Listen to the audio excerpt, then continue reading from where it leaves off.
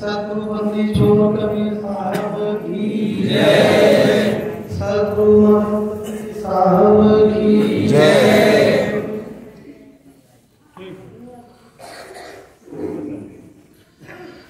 अखंड मंडलाकारं व्याप्तमेव चराचरं तत्पदं दर्शितं येन तस्मै श्री गुरुवे नमः। तस्मै श्री गुरुवे नमः। कबीर नाम परमं पुनीतं युगे युगे स्वामी हरन्तु दातारमुक्तं पुरुषं पुराणं चरणारविन्दं सततं नमामि। चरणारविन्दं सततं नमामि। बोलिए सद्गुरुदेव की जय। प्रार्थना स्मरणीय परम पुरुष परमात्मा सद्गुरु परमेश्वर कबीर साहब एवं इस पावन धरा पर उपस्थित मृत मंगल संत समाज धर्म श्रेय बंधुओं श्रद्धा मूर्ति माता जी, आज का यह परम सौभाग्य का दिन है कि प्रति महीने की बात इस महीने भी हम सबको यह शुभ अवसर मिला है। ये कार्यक्रम पूर्णिमा का हर महीने पूर्णिमा के दिन ये सत्संग का आयोजन बड़े पुरातन समय से चला आ रहा है और इस सत्संग का उद्देश्य गुरुजनों ने भक्त समाज के जीवन के कल्याण के लिए ये सत्संग का आयोजन उन्होंने ये परंपरा सत्संग का चला है और आप सभी महीने में एक बार गुरु आश्रम का दर्शन, संतों का दर्शन एवं सत्संग प्राप्त करने का आप लोगों को अवसर मिलता है और आप लोगों की श्रद्धा को खूब खूब धन्यवाद है कि आप लोग इतना श्रद्धा रख करके आप लोग इस पावन भूमि पर, इस आचार्य पीठ पर आप लोगों का जुड़ाव सदैव से लगा हुआ है और आज भी आप लोग इससे जुड़े हुए हैं। इसके लिए आप सबका खूब खूब आभार एवं धन्यवाद। सतगुरु कबीर साहब के पावन कमल चरणों का आशीष लेकर के अब हम सत्संग में प्रवेश करेंगे। सतगुरु कबीर का एक एक पद अपने जीवन के परम शांति के तरफ बढ़ाने के लिए हमेशा उनके शब्द जो है वे मार्ग शब्द है। सतगुरु कबीर कहते हैं कि संसार भौतिक जगत के जो भी हम इस चकाचौंध को देख रहे हैं ये सब माया का ही प्रसाद है। जिस संसार के प्राणी पदार्थों में हम लोग सुख शांति खोज रहे हैं वो सुख शांति झूठा। सतगुरु कबीर कहते हैं कि हे मानव, हे मनुष्य, हे जीवात्मा, तू जिस संसार के सुखों को अपना सुख मान रहा वो झूठा सुख है। सतगुरु कबीर अपने शब्दों में हम सबको समझाते हैं। सतगुरु कबीर साहब कहते हैं कि झूठे सुख के सुख मानव है मनो और जगत चबरना काल का कुछ मुख में कुछ। ये तो हम लोग कितनी बार ये वार्या सुने होंगे संतों के माध्यम से, सत्संग के माध्यम से हम लोग इस वार्यों को सुनते हैं। क्या इस पर हम लोग कभी चिंतन करते हैं, मनन करते हैं? सतगुरु कबीर कुछ जो अशांति का जो कारण, यही कारण है कि हम लोग अशांत होते हैं कि संसार के प्राणी पदार्थों में ही सुख और शांति से ही सच्चा सुख मानते हैं। लेकिन सतगुरु कबीर कहते हैं कि ये सच्चा सुख नहीं। अगर हमें परम शांति को अगर हम लोग उपलब्ध होना है तो हम लोगों को आत्म साधना करना पड़ेगा। हमें अपने आत्म बिंदु पर हम लोगों को फोकस करना पड़ेगा। सतगुरु कबीर कहते हैं कि ये हमारा मन मान करके बैठा कि ये संसार का जो हम लोग सुख मान करके बैठे, ये मन मान करके बैठा। लेकिन सदगुरु कबीर कहते हैं कि हम लोगों को इस पर चिंतन करना चाहिए कि हम लोग काल के चबैने हैं। चबाना होता है जो बुजुर्ग भगत जन होंगे वो लोग सब जानते हैं कि चबाना कहते हैं कि जो हम लोग पहले दाना वगैरह लोग मटर वगैरह भून करके खाते हैं, उसे चबाना कहते हैं। और हम लोग काल के चबैने हैं।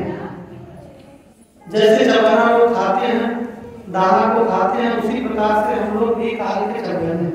सदगुरु कबीर कहते हैं कि काल सबको खाएगा, आया है सो जाएगा, राजा रंग फकीर, कोई सिंहासन चढ़ चला, कोई बंधा जा जल। सभी को, हम सबको इस संसार से चलना। अभी एक बहन जी तो बड़े दुखी रही, शायद पूरी देने के लिए, सेवा के लिए गई होंगी। बहन जी का प्रश्न था कि हमारे एक मुंबई से बहन जी आई, उनका भी प्रश्न, उन्हीं का एक प्रश्न हमें अभी हमारे एक बहन जी आए, उनके पति जी का शरीर पूरा हो लगभग 1 महीने हुआ है। पिछले महीने भी कार्यक्रम में नहीं आए थे, लेकिन लगभग 40 वर्ष होगा उम्र बहन जी का। उनके पति जी का जो है कि जो उनके पति जी देर जाए, अब वो रो करके यही प्रश्न पूछ रहे थे कि गुरुजी मैंने ऐसा कौन सा पाप किया था, साहब हमने कौन सा पाप किया था कि इतने कम समय में मेरे पति जी मेरा साथ छोड़ दिए। हम सबको इस पर चिंतन और मनन करना चाहिए। महापुरुषों ने, शास्त्रों में इसका प्रमाण है कि जो भी हमारे लाभ जीवन मरण जस अवजस विधिया, ये विधि के विधान, हमारे कर्मों का जो विधि का विधान, उसी से हमारा जीवन चलता है। और कभी एक भैया जी को तो 3 बच्चे रहती घटना को, आप लोगों को घटना ये आप लोगों को जिक्र किए होंगे, चर्चा किए होंगे इस घटना का कि 3 बच्चे थे। 3 बच्चे लगभग 3 महीने बीते बीते तीनों बच्चों का मृत्यु हो गया। कोई भी बच्चा, 3 बच्चे थे, तीनों बच्चे जो है उनके पास काफी संपन्न थे तीनों बच्चे, लेकिन उन पिता को एक भी आंसू नहीं निकला, एक भी आंसू नहीं निकला। माता और उनकी पत्नी जी, उनके बहुए और उनके नात रिश्तेदार सब इतना कोस रहे थे उनको कि बताइए आप किस मिट्टी के बने हुए हैं, किस मिट्टी के आप बने हुए, आपके 3 बच्चे चले गए लेकिन आपके आंखों से एक आंसू भी नहीं निकले। तो मैं भी ये घटना सुना तो मैं उनके घर पर गया, और घर पर गया तो बहुत रोने लगे सब लोग, उनके परिवार के सदस्य सब लोग रोने लगे। वो भी आकर के बैठे तो सबकी शिकायत यही थी, माता जी कहती थी कि साहब महाराज जी इनको समझाइए। और अपने जो है कि गढ़वाल स्वामी जी से वो जुड़े हुए थे, नहीं महाराज अरगान महाराज जी के शिष्य, वो मानते हैं गुरु की तरह, हमको भी मानते हैं। तो फिर मैं ये घटना सुना तो मैं गया उनके पास, तो उन्होंने माता जी ने यही कहा कि ये किस मिट्टी के हमारे पति जी बने हैं गुरु, इनको जरा समझाइए कि इनके 3 बच्चे इस संसार से चले गए। हम लोगों का रो करके इतना हालत खराब है, लेकिन ये एक भी आपको भी इनकी नीति नहीं है। सब और गांव के लोग तरह तरह की बातें लोग कर रहे हैं कि कैसे बाप होंगे, इनके 3 पुत्र चले गए। तो उन्होंने, हमने कहा कि क्या ये सत्य है भगत जी? बोले कि हाँ गुरु जी, ये महाराज जी ये सत्य है, मैं एक भी आपको मुझे नहीं मिली। तो आप यही लोग तो मुझे, हम लोगों को शिक्षा देते हैं, गुरु संत गुरुओं ने हमें तो शिक्षा दिया है। ये संसार का नियम है कि यथार्थ सत्य है कि जो आया है संसार से जाएगा। जब मृत्यु सत्य है तो आगे हम किसके लिए रोए, हम किसके लिए रोए? आप ही बताइए। आप लोग भी कहते हैं कि जो मृत्यु सत्य है, इस संसार से कि सबको जाना है, आखिर किसके लिए रोए जब सत्य है? और एक बात मुझे याद है आपकी, और मुझे तब इसीलिए भी जो है कि मुझे आंसू नहीं निकले कि एक बात सत्संग में आप बोल रहे थे, तो मैं ये सत्संग में मुझे ये बात सुनने को याद है कि आप यही कहते हैं कि शास्त्रों में इसका प्रमाण है कि अदला बदली का खेल इस संसार में कभी हमारा दुश्मन जो है कि हमारा पुत्र बन करके आता है, कभी पत्नी बनकर आते हैं, कभी पति बन करके आते हैं। ये संसार में जिसको हम दुख देते हैं वो किसी न किसी बहाने आकर, किसी न किसी शरीर में आकर के वो आपसे बदला ले, और हो सकता है कि पूरे जन्मों में हम उसे दुख दिए हैं तो आपका पुत्र बन करके और आपको बीच सफर में धोखा देकर के चला जाए और आप पूरे जीवन आपको दुख होगा। आपकी पत्नी भी सफर में चली जाएगी, आपके पति चले जाएंगे। इसलिए हम लोगों को दुखी नहीं होना चाहिए, क्योंकि जो है कि हम जीवन पर जैसे अपने कर्मों के अनुसार ही अपने जीवन में घटना घटित होती है। जो भी कोई घटना घटित होती है उससे दुखी होकर के लिए हम लोगों को अपने जीवन में आगे बढ़ना चाहिए। दुख तो होता है जब हमारा आत्मिक लगाव होता है या हम लोग शरीर का रिश्ता जो होता है तो उस रिश्ते से इतना प्रेम और स्नेह बन जाता, ममता बन जाती है कि उसको शरीर छोड़ने के बाद हमें दुख होता है। लेकिन हम लोगों को हमेशा ये चिंतन करना चाहिए, मनन करना चाहिए कि अगर सद्गुरु के ज्ञान में अगर हम लोग जुड़े, हम लोगों के अपने जीवन के अंधकार को हम लोगों को समाप्त करने की जरूरत है। हम अपने जीवन में प्रकाश कब आए? हम ये बाहर संसार में खोजते हैं, बाहर सुख शांति खोजते हैं, बाहर धन दौलत खोजते हैं, लेकिन सब इस मकान में परमात्मा ने देकर के दिया है। ये पांच तत्वों का जो मकान है सब देकर के दिया है। कोई मकान आप बनाते हैं, सब वस्तु रख दीजिए, सोना चांदी रुपया पैसा सब वस्तु उस मकान में रख दीजिए, उस रूम में रख दीजिए और उसमें अंधेरा हो, प्रकाश न हो, तो क्या उस रूम में जाएंगे तो कोई जो वस्तु हमें चाहिए, रुपया पैसा कुछ भी चाहिए, तो क्या वो मिल सकता है उस रूम में? हमें क्या करने की जरूरत है? हमें दीपक जलाने की जरूरत, हमें प्रकाश करने की जरूरत। जब प्रकाश कर देंगे तो सारा वस्तु हमें दिखना शुरू हो जाएगा कि कौन सा वस्तु इस रूम में कहाँ रखा हुआ है, हम उसे ले सकते हैं। ठीक इसी प्रकार से हमारे जीवन में अंधकार है, हमारे अंतःकरण में अंधकार है, हमें ज्ञान की ज्योति जलाने की जरूरत है, ज्ञान का दीप जलाने की जरूरत है। चल तो हम यही आप सबसे आग्रह करेंगे कि आप लोग सत्संग से जुड़े हैं तो उसे अपने जीवन में आप लोग धारण करें। अपने जीवन अनमोल जीवन मिला है और आप लोग जिम्मेदारियां, आप लोग दीक्षा लेने के बाद जिम्मेदारियां बहुत बढ़ जाती है। दीक्षा अगर नहीं लिए हैं तो कोई भी आप बुरा कर्म करेंगे तो कोई बोलेगा नहीं, तो मास्टर साहब कोई नहीं बोलेगा। अगर दीक्षा लेने के बाद अगर आप कोई गलत रास्ते पर अगर गए तो चार लोग चार तरह की बातें बोलेंगे कि बताइए दीक्षा लेकर के और जो है कि अपने गुरु के मार्ग पर नहीं है। पूरा हम लोगों को अपने जीवन में जो हम अपने चरित्र को, अपने आचरण को, अपनी वाणी वचन को, हमें सब में पवित्रता लाने की जरूरत है, निर्मलता लाने की जरूरत है, तभी हम सच्चे भक्त कहलाने के हकदार हैं। अन्यथा हम लोग सच्चे भक्त कहलाने के हकदार नहीं हैं। और एक चीज हम आप लोगों को और भी बताना चाहते हैं। लास्ट में जब मास्टर साहब जी जब अपना सारा संसाधन बंद करेंगे तब बताएंगे भी नहीं। और जो है सद्गुरु मदन साहब हम सबको समझाते हैं, हम सबको मित्र कहते हैं, हम सबको मितवा कहते हैं, हम लोगों को हमको सखी कहते हैं, क्योंकि कहीं भी हम बहुत से शास्त्रों में संत महापुरुषों के धर्म ग्रंथों में हमने पढ़ा आखिर सखीवत का जो शब्द है, ये सखीवत का शब्द बहुत बार संतों ने लिया, बहुत संतों ने लिया। और सद्गुरु मदन साहब जो आज अपने आचार्य गुरु थे वो तो बहुत बार सखी का जो है शब्द, सखी शब्द उनके धर्म ग्रंथों में आया। उनके नाम प्रकाश में, शब्द विलास में तो विशेष आया। तो आगे दोस्त क्यों नहीं है, सखी क्यों है? क्योंकि सखीवत जो होता है वो बहनों का सखीवत होता है, दोस्ती पुरुषों का होता है और हमारी माताओं बहनों का सखीवत होता है। दोस्ती तो टूट जाता है लेकिन सखीवत कभी टूटता नहीं। बूढ़े अवस्था तक हम तो बूढ़ी माता जी लोगों को कहते थे हमारा सखी है, हमारी ये फलानी सखी है। वो अगर गाँव में जैसे आती थी अपने मायके में तो क्या हमारा सखी है, चलिए दोस्ती टूट जाता लेकिन सखीवत कभी इसलिए सद्गुण का भाव हम सबको अपने जीवन में रखना चाहिए। बड़े सुंदर पदों में सद्गुरु मदन साहब हम सबको समझाते हैं। उनका भजन है, बोलिए सद्गुरुदेव की जय।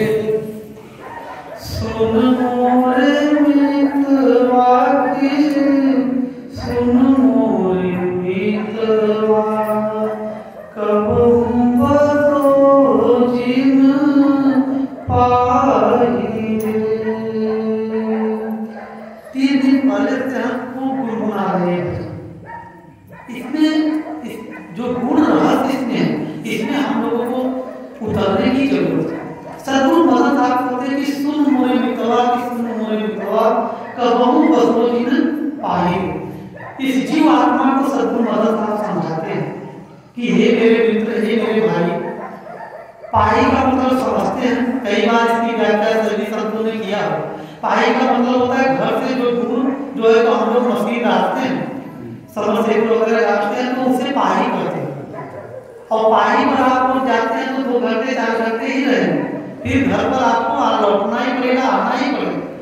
ये सद्गुरु मदन साहब हम सबको समझाते हैं कि ये संसार पाई है। संसार क्या है? पाई है।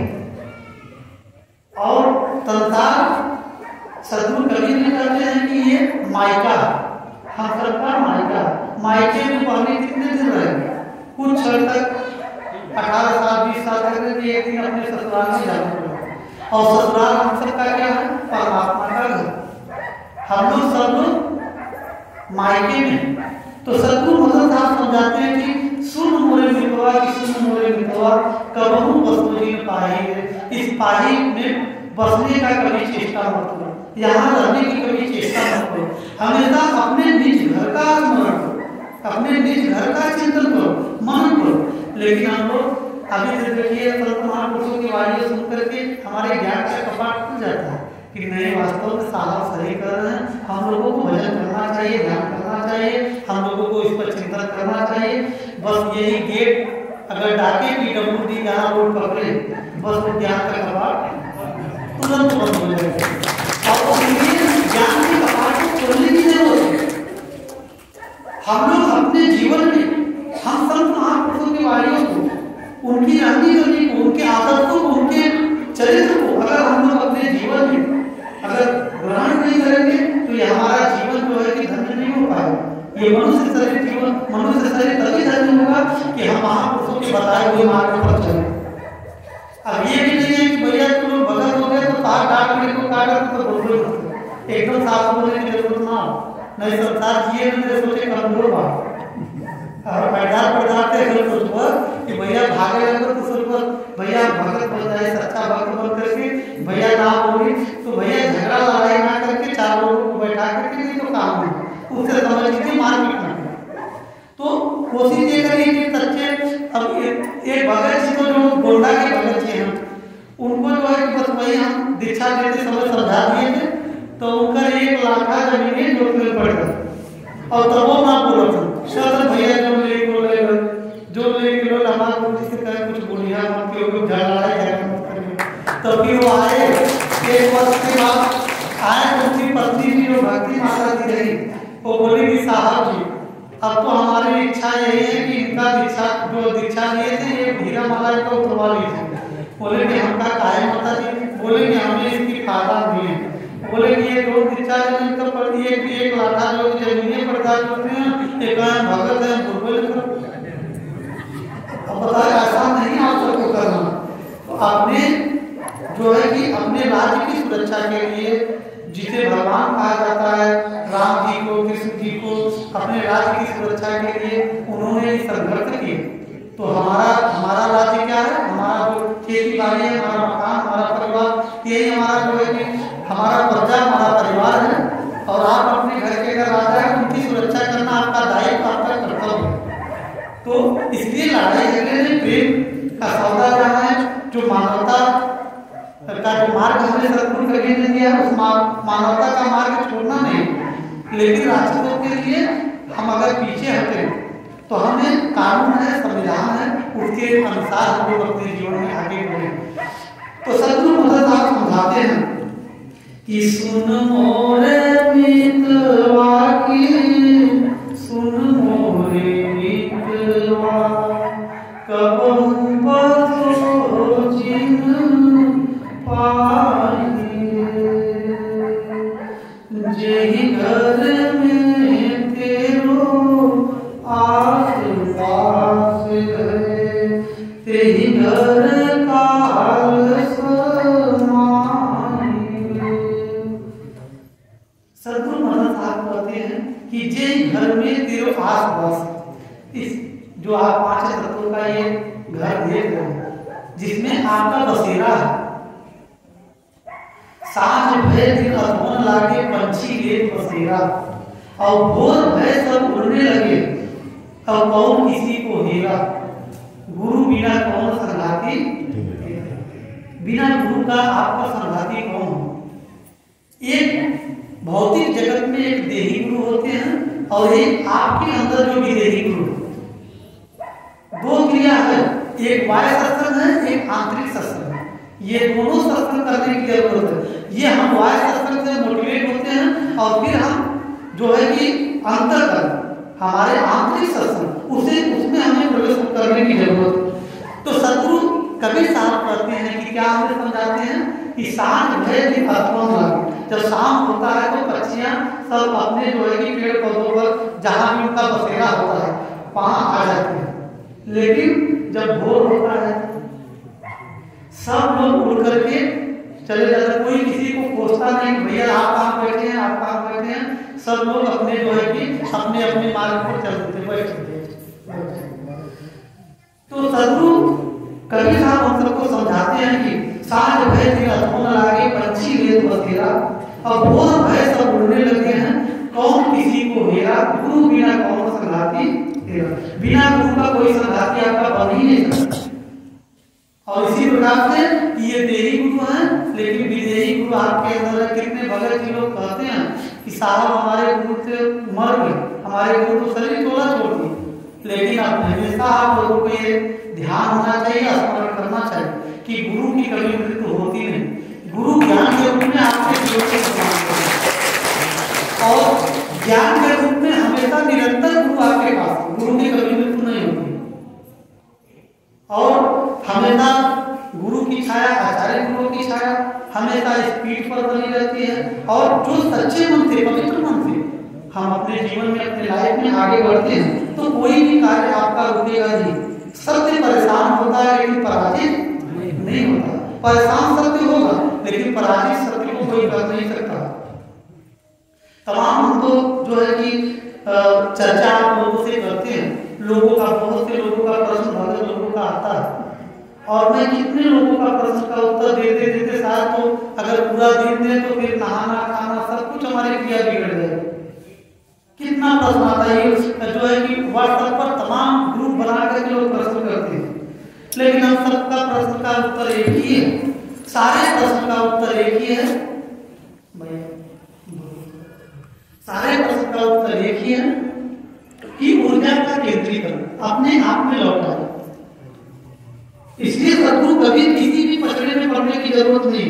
कोई भी क्रियाकांड, कोई भी मंत्र तंत्र आपको मुक्ति दिला नहीं सकती। जरा गौर करिएगा, ध्यान करिएगा।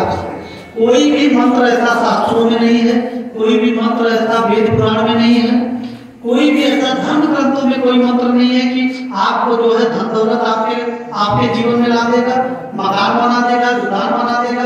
ये तो केवल एक छलावा है, एक झांसा। ये हमारे जो धर्म गुरुआ बनकर के घूम रहे हैं, केवल समाज का शोषण कर रहे हैं। आइए मैं ये कर दूंगा, ये मैं वो कर दूंगा, आपका ये बना दूंगा, वो बना दूंगा, ये मंत्र का जाप करो तुम्हारा मकान बन जाएगा, दुकान बन जाएगा। कोई ऐसा वेद पुराण शास्त्रों में कोई मंत्र ही नहीं कि जिससे धन संपत्ति रुपया पैसा या आपकी मुक्ति हो जाए। किसी मंत्र से, मंत्र जाप से आपकी मुक्ति हो ही नहीं सकती। अगर मुक्ति होगी तो सच्चे परमात्मा का साधना करो जो आपके घर में विराजमान है। बाहर की साधना सदगुरु कबीर हमेशा जो है कि इग्नोर किए हैं और लोगों को मोटिवेट किए।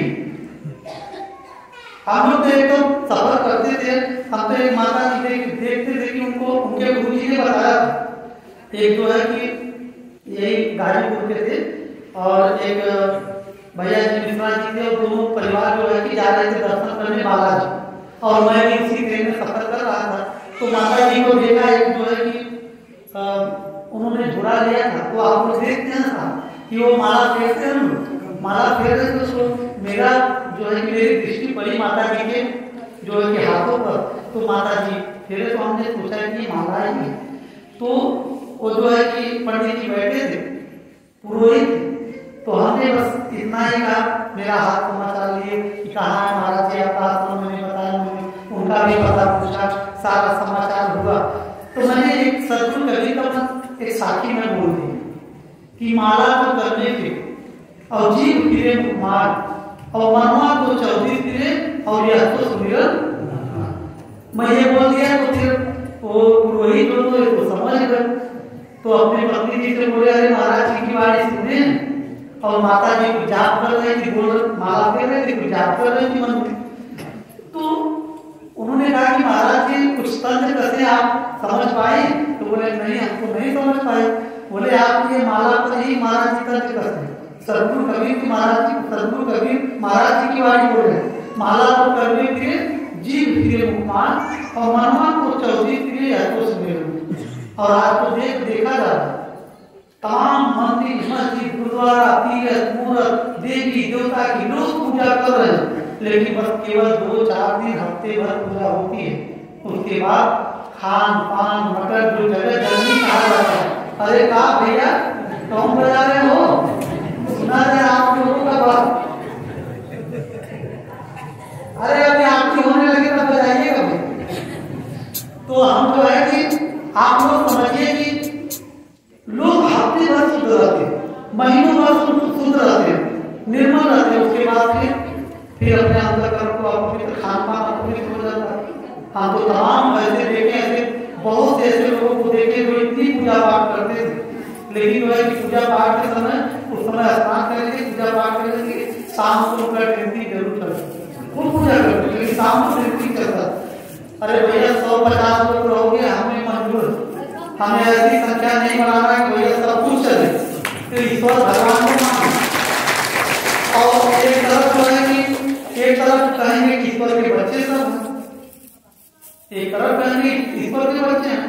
अरे निर्मलता में ही परमात्मा है, पवित्रता में ही परमात्मा है, और आप बंदे बन करके और परमात्मा को प्राप्त करना चाहें, उनके चरणों में जगह जाना चाहते हैं, तो ये कभी संभव नहीं। एक ज्ञान में 2 तलवार कभी नहीं रह सकती, या तो निर्मलता, पवित्रता, या तो फिर गंदा। अगर आप अपने आचरण को गंदा किए हैं, अपने खान पान को गंदा किए हैं, तो परमात्मा की प्राप्ति उस व्यक्ति को कभी हो ही नहीं सकती, नहीं कभी हो सकती है। ये जरूर आप लोग ध्यान करिएगा, इसलिए सच्चे परमात्मा की भक्ति करिए। दो ही पूजा है, एक पूजा माया की, एक परमात्मा। जितने भी इंद्रियों की पूजा है वो सब माया की पूजा है, जड़ और चेतन, एक चेतन एक जड़ की पूजा है। जितना भी जड़ की पूजा है वो माया की पूजा है। सदगुरु प्रकाश साहब जी से एक जो है कि उस समय अध्यात्म की दिल्ली में जो है कि सभा लगी, उस समय जितने भी आचार्य थे पूरे भारत में सबको बुलाया गया था, और सबको बुलाया गया था। उसमें जो है कि कुछ पत्रकारों ने और कुछ धर्म गुरुओं ने, आचार्य गुरुओं ने उनसे प्रकाश प्रसाद से प्रश्न किया, तो आप बोले तो आप तो नास्तिक हो, आप लोग जो कि मंदिर, मस्जिद, गुरुद्वारा, तीर्थ, मूर्त या मूर्त तो नहीं मानते, आप लोग तो नास्तिक हैं। तो सदगुरु प्रकाश प्रसाद ने सदगुरु कबीर की वाणियों को बोलकर उनको समझाया कि नास्तिक किसे कहते हैं, आस्तिक किसे कहते हैं। नास्तिक कहते हैं उसे सदगुरु प्रकाश प्रसाद उन्होंने बोला कि नास्तिक सब कर, और नास्तिक चीजें नहीं कोई, और कृत्रिम को करता कहे नास्तिक कहावे उसको। जो अपने कृत्रिम को, जो अपने बनाए हुए वस्तु को अगर करता मान ले, वो सबसे बड़ा नास्तिक वो। तो इसलिए चेतन की पूजा जरूरी है। सदगुरु कबीर इसलिए कहते हैं कि आपके घर में जो परमात्मा, जो हृदय देश में परमात्मा रहते हैं, उस परमात्मा को ढूंढने की जरूरत है। लेकिन हमारे साधक भगत जी लोग भी हैं, जब गुस्सा आ जाए तो फिर परिवार के किसी घर से जो बाटे नौ देखे कि वो नौ में साहब बाटे या परमात्मा सुनेंगे तो सब सुन रहे, सब कहते हैं कि सब घट में जो है कि सब घट मेरा स्थानीय है। लेकिन जब घरवा में जब पत्नी जी के डांटे लोग लगते हैं, बेटे के डांटते हैं, बहू को डांटते हैं, तब वो ना समझते भैया वहां में परमात्मा है, वहां अज्ञानता आ जाती है। इसीलिए हमें ज्ञान दशा में जीवन जीने की जरूरत है। हमें विवेक और विचार से अपने जीवन में हम लोगों को आगे बढ़ने की जरूरत है। अभी हम चर्चा भी कर रहे थे, हमारी एक जो है कि माता जी बड़ी प्रसन्न थी। माता जी खूब प्रसन्न थी क्योंकि उनके बड़े अच्छे जो है कि उनके दामाद बहुत अच्छे, उनके बेटी को बहुत मानते थे, लेकिन वो अपने पुत्र से बड़े दुखी थे। अपने हर माँ चाहती है कि हमारा दामाद अच्छा हो,